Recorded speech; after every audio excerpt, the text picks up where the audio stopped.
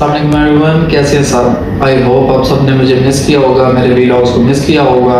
اور بہت وقت تک میں نے جو ویلاگس نہیں بنائے اس کی وجہ یہ تھی کہ اپنے ملک کے اندر پولیٹیکل انسٹیبلٹی چل رہی تھی. تو میں نے کہا جب اپنے گھر کے اندر آگ لگی ہو تو ساتھ والے گھر میں کیا ہو رہا ہے، کسی کو کیا پرواہ ہے، تو اس لیے کیا ورلڈ افیئرس کے اوپر میں کوئی بھی ویلاگ بناؤں، یہ کس نے دیکھنا ہے. لیکن اب ڈیولپمنٹ کچھ ایسی ہوئی ہے کہ جس کو دیکھ کے میں بڑا حیران ہو گیا تھا. اور کچھ دن میں نے ویٹ کیا تاکہ تھوڑی ڈیٹیل آ جائے اس چیز کے اوپر، تاکہ پھر جو نہیں اگر کنفرمیشن ہو سکے تب میں آپ لوگوں کے ساتھ اس انفارمیشن کو شیئر کروں. کیونکہ انفارمیشن ایسی ہے جو کرنا ضروری بھی ہے تاکہ آپ کو یہ بھی پتہ چلے کہ دنیا میں ہو کیا رہا ہے. کیونکہ جب تک آپ کا اپنے ملک کے اندر پولیٹیکل اسٹیبلٹی آئے گی اس کے بعد آپ کو پتہ چلے گا دنیا ایک نئی ڈائریکشن میں جا چکی ہوگی. کیونکہ یہ جو ڈیولپمنٹ ہے یہ ہے ہی اتنی بڑی. اور وہ کیا ہے کہ رشیا اور یوکرین کی جو جنگ تھی اس کے اندر رشیا کو ایک بہت ہی خفت کا سامنا کرنا پڑا ہے. اس کو 4 دن ہوئے ہیں، خراسان کا ایک علاقہ ہے وہاں سے اس نے اپنی فورسز کو وڈرا کیا ہے.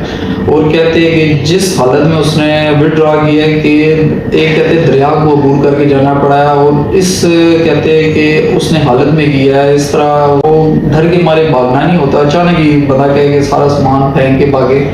اس صورتحال میں اس نے کیا کہ اس کے باقاعدہ کہہ رہے ہیں کچھ فوجی اس پہ ڈوبے بھی ہیں دریا کے اندر، اور جو ان کے ٹینکس وغیرہ، گاڑیاں، بتر بم وغیرہ، وہ تک وہ سامان چھوڑ کے وہاں سے بھاگی ہے. تو اس وجہ سے رشیا کو عالمی سطح پہ بہت ہی شرمندگی کا سامنا پڑ رہا ہے، بہت ہی خفت کا سامنا کرنا پڑ رہا ہے. اور ابھی رشین پریزیڈنٹ کا بھی اس بارے میں کوئی بیان نہیں آ رہا ہے. ایون جو ابھی کوئی میٹنگ ہونے جا رہی ہے غالباً کہہ رہے ہیں کہ اس کے تبھی ہو سکتا ہے وہ پارٹیسپیٹ نہ کرے. اس حد تک شرمندگی کا سامنا ہے. اور یہ ڈیولپمنٹ کوئی چھوٹی نہیں ہے، یہ بہت بڑی ہے. اس کو سمجھانے کے لیے میں آپ کو مثال ایسے دیتا ہوں کہ سمجھے کہ علاقے میں ایک چودھری رہتا ہے جس کے ڈیرے پہ ہمیشہ کوئی 20-30 بندے کھڑے رہتے ہیں، اور اسی علاقے میں ایک مراسی رہتا ہے. اب چودھری کو مراسی کی کوئی بات پسند نہیں آتی. چودھری نے فیصلہ کر لیا کہ ہم مراسی کی میں نے ٹینڈی لگانی ہے.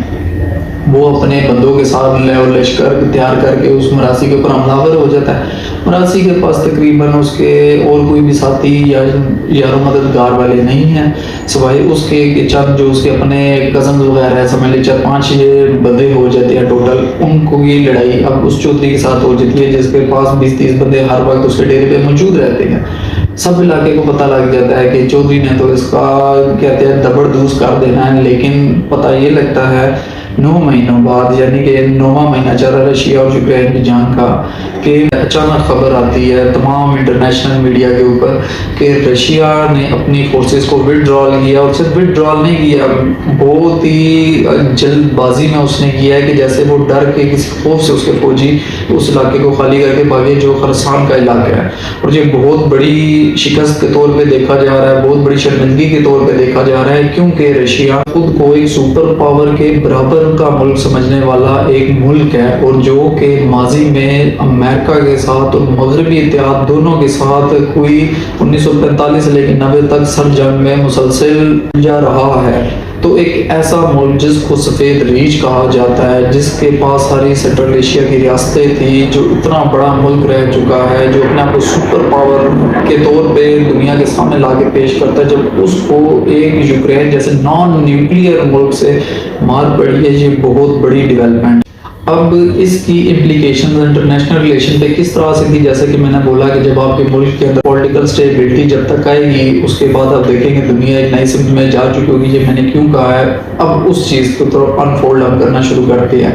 سب سے پہلی بات، جب سرد جنگ کا خاتمہ ہوا تھا تو امریکن رائٹر جن کا نام فرانسس فوکویاما ہے، انہوں نے ایک کتاب لکھ ڈالی تھی جس کا نام تھا the end of history and the last man. اس کے اندر وہ یہ کلیم کرتے ہیں کہ اب سرد جنگ کا خاتمہ اس بات کی نشاندہی کرتا ہے، اس بات کی ضمانت دیتا ہے کہ اب دنیا میں ویسٹرن سویلائزیشن اور ویسٹرن ڈیموکریسی ہی دنیا میں پریویل کرے گی. اور غالباً ہم نے ابھی تک 2022 تک تو یہی دیکھ رہے کہ ویسٹ کا ہی اور امریکہ کا ہی دنیا کے اوپر ہولڈ ہے. لیکن اب جب یہ دوبارہ رشیا کو، جو کہ کچھ عرصے سے اپنے آپ کو اکنامکلی اسٹرینتھن کرنے کے بعد دوبارہ سے انٹرنیشنل پلیٹ فارم پہ امریکہ کو چیلنج کرنا شروع ہوا تھا، لیکن اس جنگ کے بعد اب پھر سے جو اس کو مار پڑی ہے، یہ انٹرنیشنل سطح پہ امریکہ یا مغرب کو کسی بھی جگہ پہ جس طرح شام وغیرہ چیلنج کرنے کی پوزیشن میں نہیں آ سکے گا ایک لمبے عرصے کے لیے.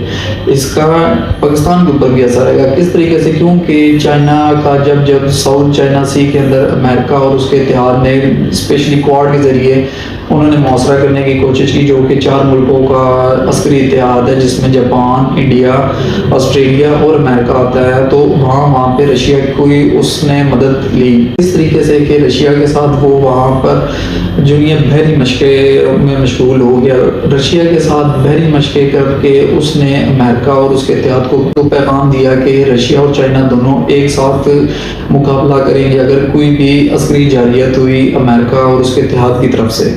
اس وجہ سے وہ بھی بہت پریشان تھے، یعنی کہ امریکہ، کیونکہ اسپیکولیشن یہ کی جا رہی تھی کہ رشیا جو کہ اکنامکلی تو ویک ہو چکا ہے لیکن ابھی بھی ملٹری مائٹ کے لحاظ سے بہت مضبوط ہے۔ اوپر سے چائنا آپ کو پتہ ہے کہ امریکہ کے بعد دنیا کی بگیسٹ GDP ہے، تو ان دونوں کا آپس میں مل جانا امریکہ اور اس کے اتحاد کے لیے چیلنج ہو سکتا تھا۔ لیکن ابھی جو عسکری طور پہ اس کو مار پڑی ہے یہ بہت بڑی ڈیولپمنٹ ہے، جس طرح میں نے آپ کو ایگزامپل دے کے بتائی کہ یہ سمجھے کہ اس کو بہت ایک چھوٹے سے ملک نے جو کہ نان نیوکلیئر اس نے مار دیا ہے۔ یہ اس بات کی نشاندہی کرتا ہے کہ امریکہ اور مغرب کے ویپنز ابھی بھی دنیا میں کارآمد ثابت ہو رہے ہیں جنگوں میں، کیونکہ یوکرین کو امریکہ اور یورپ دونوں نے مل کے ویپنز جو جدید تھے انہوں نے اس کی سپلائی شروع کی، جس کی وجہ سے وہ جنگ کے اندر دوبارہ سے کود پڑے اور انہوں نے ریٹیلیشن کی، جس کی وجہ سے رشیا کو نقصان کا سامنا کرنا پڑا ہے۔ سمجھے کہ ان کے جو اسپیشلی ٹینکس ہیں ان کو ایسے ایسے راکٹ لانچرز وغیرہ دیے گئے ہیں جدید قسم کے امریکہ اور اس کے اتحاد کی طرف سے، کہ جو ٹینکوں کا قبرستان ہم سمجھے بنا دیا ہے، اور جہاز بھی باقاعدہ کافی ان کے گرائے ہیں رشیا کی، جس وجہ سے وہ ڈر گئے ہیں، ان کو یہاں سے واپس اپنی فوجوں کو نکالنا پڑا ہے۔ اور یہ پیوٹن کے لیے بھی بہت شرمندگی کا سامنا ہے، یہ کوئی چھوٹی ڈیولپمنٹ نہیں ہے، اس کا بہت بڑا امپیکٹ ہونے جا رہا ہے انٹرنیشنل ریلیشنز کے اوپر، جس میں امریکہ کو فی الحال یہ چیلنج نہیں کر سکے گا رشیا آنے والے وقت میں، نہ ہی یورپ کے ساتھ یہ مستی کرے گا کسی قسم کی۔